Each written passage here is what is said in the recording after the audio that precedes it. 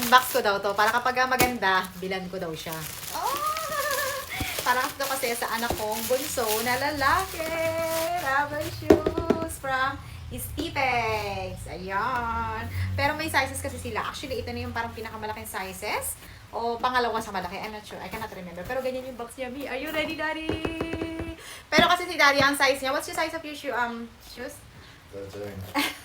13 kasi siya, kaya mahirap siyang hanapan ng size. So, eto na siya.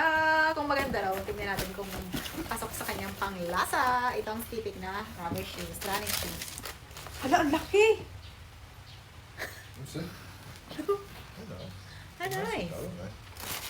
Oh, that's light. Wala, ang gaan. Pwede siyang pang running. They're big. Pwede? Yeah. I don't know if they're too big for him.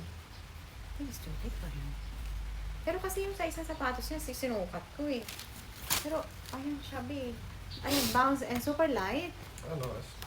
Mura lang siya. Kasi yung mga ganito sa mall, medyo mahal din. Ayan, may tatak dyan ng Stipex. And then, ano kasi ito, men's size. And then, natatanggal yung kanyang swelas. So, syempre, malalaban mo siya. And yung ilalim niya, maganda. Makapal yung dito. Maganda ito pang running, pang forma. Wala, parang malaki sa anak ko. Ayun siya. So, you have different sizes. Yeah, something very slightly different. Doesn't make a difference. It's too small for me. Ah. Well, maliit kay Daddy. Malaki naman to dun sa anak ko. So, antayin na lang niya siguro na lumaki pa yung paa niya bago niya ito masuot. Pag super laki dun sa anak ko, ipang-gift ko na lang to or ibebenta ko. Sino ba gusto sa inyo? Bilhin nyo na para bili ako ng another one.